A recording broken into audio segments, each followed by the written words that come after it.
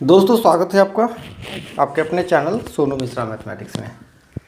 तो चलिए आज की वीडियो में बहुत ही बेहतरीन टाइप सवाल मैं आपको सिखलाता हूँ। आपके आने वाले कॉम्पिटिटिव एग्जाम में काफ़ी यूज़फुल होगा ये। नंबर सिस्टम जब आप लगाते हो उसमें आपने इस एक तरह का सवाल देखा होगा। जब सवाल ऐसा कहता है दो संख्याओं का योग 12 और गुणनफल 35 है तो संख्या के व्युत्क्रम का योग क्या होगा। कोई भी दो संख्या है जिसको जोड़ने पे 12 आता है और गुना करने पर 35 आता है तो संख्या के व्युत्क्रम का योग क्या होगा। व्युत्क्रम मतलब उल्टा, संख्या का उल्टा। जैसे कोई नंबर अगर a है तो उसका व्युत्क्रम होगा 1/a, ठीक है। जैसे कोई नंबर 3/5 है तो उसका व्युत्क्रम होगा 5/3, ठीक है। सुनिए, ऐसे सवाल को सॉल्व करने में बच्चे ना बहुत ज़्यादा एफर्ट लगाते हैं। वो संख्या निकालने के पीछे पड़ जाते हैं कि दो संख्या पहले पता हो जाए उसके बाद उसका उल्टा करके जोड़ेंगे, लेकिन ऐसा कुछ नहीं करना है। मैं आपको सबसे आसान तरीका ऐसे सवाल को लगाने का बताता हूँ।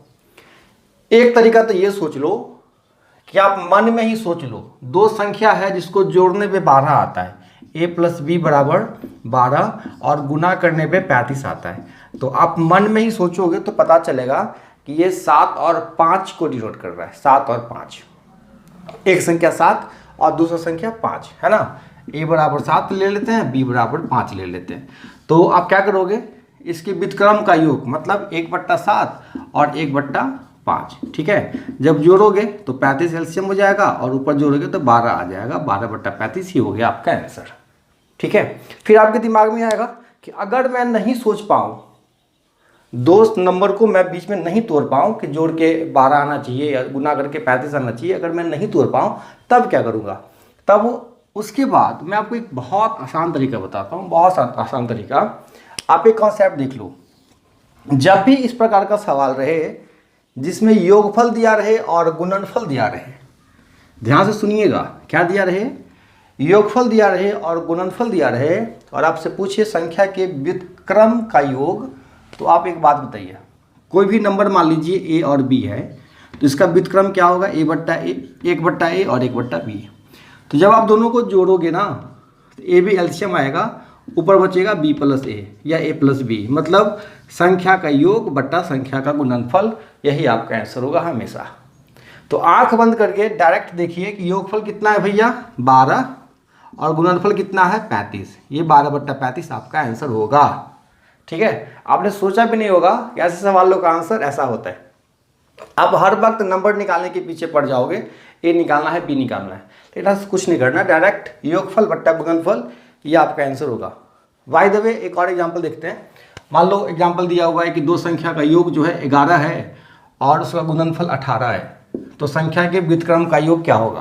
तो आप बताओ इसका आंसर क्या होगा। a + b दे रखा है 11 और a × b दे रखा है 18, ठीक है।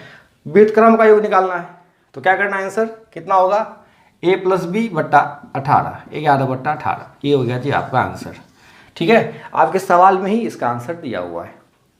लेकिन अगर क्वेश्चन थोड़ा सा चेंज करे, थोड़ा सा चेंज, आपसे व्युत्क्रम के जगह पूछे कि संख्या में अंतर कितना है, संख्या का अंतर कितना है। जैसे एक सवाल में ये लेता हूँ, अगर सवाल में संख्या का योग दे रखा है 42, ठीक है, योग दे रखा है 42 और गुणनफल दे रखा है 437। आपसे पूछता है संख्या का अंतर क्या होगा। क्या दे रखा है डाटा में, संख्या का योग मतलब a + b = 42 और ab = 437। अब देखिए इस कंडीशन में क्या है कि आप जल्दी से नहीं सोच पाओगे कि कौन सा नंबर है जिसको जोड़ के 42 आए और गुना करके 437 आए, ठीक है। इतना आसान नहीं होगा। तो इस कंडीशन में संख्या का अंतर निकालने के लिए आपको एक फार्मूला अप्लाई करना पड़ेगा, a - b बराबर। a - b का फार्मूला ये होता है a + b whole square -4ab, सही है। यहीं पे अगर अंतर दिया होता तो a + b का फॉर्मूला अप्लाई करते, a + b की जगह क्या हो जाता है, a - b whole square +4ab, ठीक है। अब देखिए a - b कैसे निकलेगा, अब वैल्यू पुट कर दीजिए a + b का, तो a + b का वैल्यू कितना, 42 स्क्वायर -4ab, ab का मान कितना है 437। चलिए अब वैल्यू निकालते हैं। 42 का स्क्वायर कितना होगा, 2 दूना 4, 2 दूना 4 तक 16 और 1764, माइनस गुना करिए 4 × 7 = 28, बच गया 2, फिर 1748। अब देखिए दोनों में कितने का अंतर है, 16 का अंतर है, √16 मतलब 4। तो a माइनस बी का मान कितना हो गया, 4। संख्या में कितने का अंतर होगा, 4 का अंतर होगा। चलिए अब a माइनस बी मिल गया 4। अब अगर क्वेश्चन में पूछे कि संख्या भी बताइए, a और b का मान भी बताइए, तब क्या करेंगे। चलिए इसको नोट कर लीजिए पहले फटाफट, साइड है हम बिल्कुल। a और b का जब मान निकालना होगा तो देखिए बहुत आसान तरीके से आप निकाल सकते हैं। मैं आपको सीधा सीधा एक इक्वेशन सॉल्व करने का तरीका बता देता हूँ कि अगर कभी भी a प्लस बी का मान दिया रहे a और a माइनस बी का मान दिया रहे b, तो a का मान निकालने के लिए a b को जोड़िए, 2 से भाग कर दीजिए, और b निकालने के लिए a माइनस बी करिए, 2 से भाग कर दीजिए। ठीक है, तो ज़रा गौर फरमाइए, यहाँ पे a प्लस बी का मान दिया हुआ है 42 और a माइनस बी का मान दिया हुआ है 4। तो a बराबर क्या हो जाएगा बताइए, 42 4 46 बटे 2 कितना हो जाएगा, 23। एक मान हो गया 23। दूसरा मान निकालेंगे b का, तो 42 में से 4 घटा देना है, 42 माइनस 4 बटे 2, तो 42 में से 4 गया 38 बटे 2 कितना हो गया, 19। अब देखिए 23 19 को जोड़िएगा 42 आएगा, और 23 19 को गुना करिएगा तो 437 आएगा। ठीक है, चलिए एक और थोड़ा सा अलग सवाल लगाते हैं, आप इसको नोट कर लीजिए। अगला सवाल है, कहता है दो संख्या का अंतर 3 है, a माइनस बी बराबर 3, और संख्या के वर्गों का अंतर 39, तो a का मान कितना है और b का मान कितना है। ऐसा सवाल जब सॉल्व करना हो तो क्या करिए, देखिए a माइनस बी का मान है मेरे पास, अगर a प्लस बी का मान मेरे पास कहीं से आ जाए तो a और b का मान निकालना बहुत आसान हो जाएगा। तो हम क्या करेंगे, यहाँ फॉर्मूला अप्लाई करेंगे, a plus b into a minus b बराबर कितना 39, a माइनस बी का मान दे देंगे 3, तो यहाँ से a प्लस बी बराबर क्या निकलेगा 39 बटे 3, 13 3 40 13।